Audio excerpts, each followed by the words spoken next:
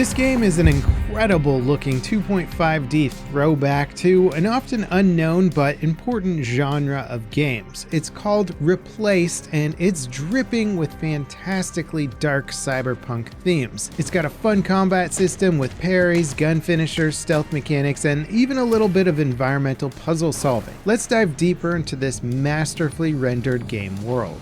So, Replaced seems to be launching on April 14th, and they have a free demo that you can play on Steam. I saw their release date trailer and was just floored by the visuals. We've gotten a lot of really good looking 2D games lately, and I put Replaced way up there near the top of the list. Like, I never thought I'd call a 2D side-scroller cinematic looking, but here we are. This game is very cinematic and very immersive. Obviously, there's some other examples that come to mind like Limbo and Ori games, but when it comes to cyberpunk themed games, there's a shocking lack of titles that have this level of presentation. Now luckily, Replaced isn't just another game that leans too heavily on its visuals with mediocre gameplay. The combat in Replaced demo is pretty simple, but it's very solid. You can brawl, shoot, parry, dodge, and perform takedowns. It kind of reminds me of Batman Arkham games, but in a 2D environment. And by that, I mean you can seamlessly flow from one enemy to the next with sort of automatic style combos. Now that said, the demo was a little light on the amount of mechanics you get, but early previews of the game make it seem like you get a lot of upgrades and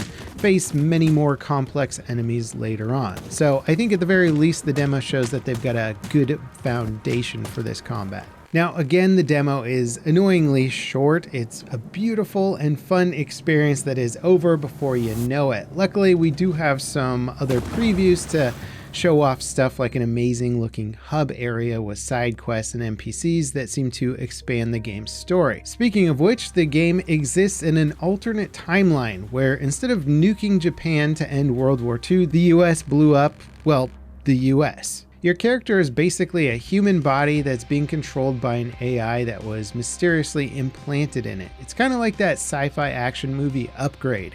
Your goal is to make it to a research center in the middle of a massive dystopian city that's surrounded by a perimeter wall, and to figure out how you ended up in this body. Outside of the wall, it's basically Fallout, with roaming gangs and factions fighting over the ruins. The demo is set in one section of the game that's outside of the wall and has you fighting through a gang called the Termites. You'll be stealthing past snipers on a train and parkouring through the ruins of society.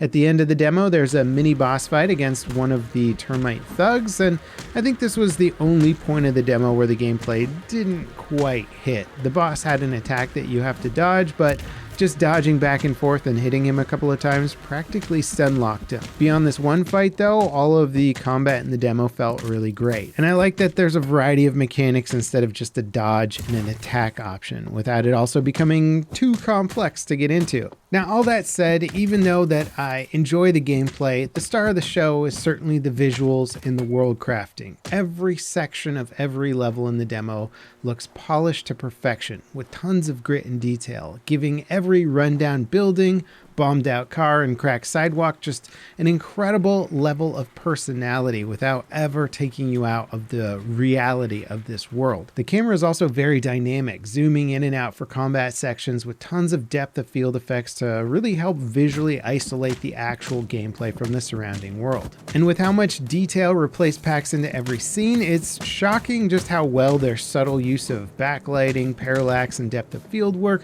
to keep everything separate and distinct and not overwhelming. It really feels like this game is somebody's uncompromised vision. You don't just achieve this by throwing some cool pixel art assets together in Unreal and hitting go. The technical nuances to get all this looking right is massive, and it is impressive. Now all that said, calling this a unique looking game just wouldn't be an accurate statement. Replaced looks remarkably similar to a different game that I've been following for quite a while. A title that's been in some state of development since 20 2014, but it currently has no firm release date. They released the trailer for the game back in 2017, and I mean, at a glance, it's almost impossible to tell these two games apart. Replaced has also been in development for a very long time and only seemed to really materialize with a firm release date in the last couple of years. So there's for sure some overlap between the last night's marketing and Replaced development. The developers were also heavily impacted by the war in Ukraine and had to relocate before they could continue making the game.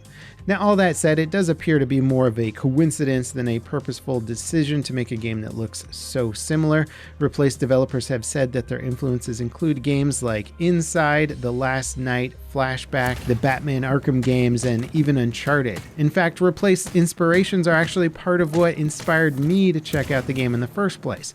Flashback is a game that I remember fondly from my childhood, and it was an incredibly influential game that essentially took the sci-fi and cyberpunk themes from that time and adapted them into their own side-scrolling game. The visuals were incredibly unique and way ahead of their time with some really good-looking animation. The game shared a lot of pedigree with Another World, which was one of the first cinematic games ever made. And I thought of Flashback immediately when seeing the trailer for Replaced. I actually tried capturing some gameplay of Flashback for this video, and the controls are so archaic that even someone like me who grew up playing it felt like a fish out of water. It did remind me actually that even back then this game was incredibly hard. So as much as I love the legacy, it's also important to update those classic ideas for the modern audience.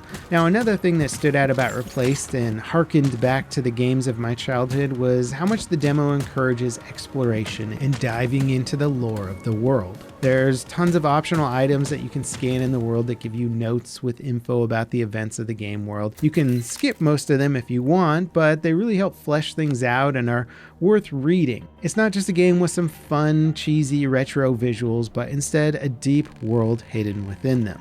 I really look forward to playing this game on release. I hope that the game has a lot of content for it. The extremely short demo sometimes is indicative of shorter games, and there's been a few of those lately, so I hope there's a decent amount here just because the world is so immersive. I want to spend more time in it. It's just a game that has such great visuals that I just want more of it, basically.